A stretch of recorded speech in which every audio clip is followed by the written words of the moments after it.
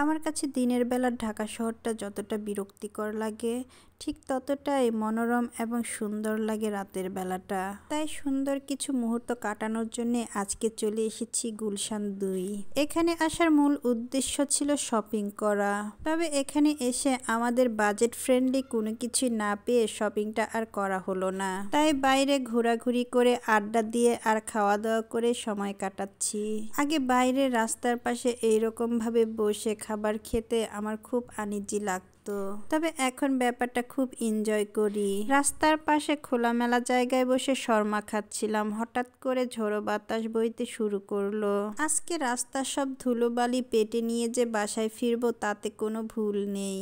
সেসব কথা গায়ে না মেখে শর্মা খেয়ে চলে আসলাম ভুট্টার দোকানে। ঝলসানো ভুট্টা খাবো, তবে দোকানদার মামার তো কোনো খবরই নেই, তার অপেক্ষায় দাঁড়িয়ে আছি। বেশ কিছুক্ষণ অপেক্ষা করার পর মামা চলে আসলেন। ততক্ষণে আমার ছেলেটা আবার বায়না ধরেছে ডাব খাবে।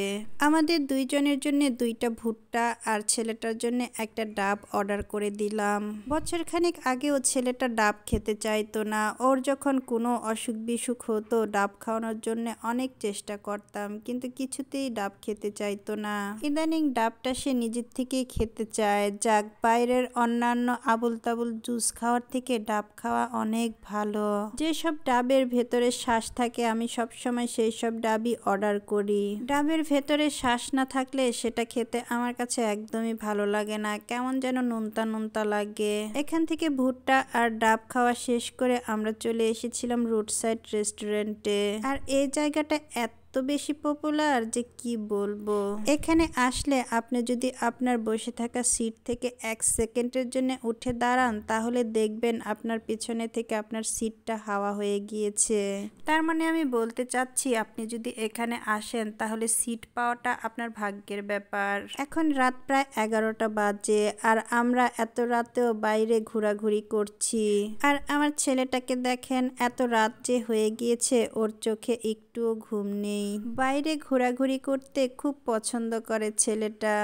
আমি কিন্তু এমন ছিলাম না, আমার তো ঘর থেকে বাইরে বের হতেই বিরক্ত লাগতো। আর এখন এই ছেলেটার চক্করে আমি এই রাত 11টার সময়ও বাইরে ঘুরে বেড়াচ্ছি। প্রায় 20 মিনিট আগে একটা চটপটি, একটা দই ফুচকা আর একটা নর্মাল ফুচকা অর্ডার করেছিলাম, যেটা কিনা মাত্র আসা শুরু করেছে।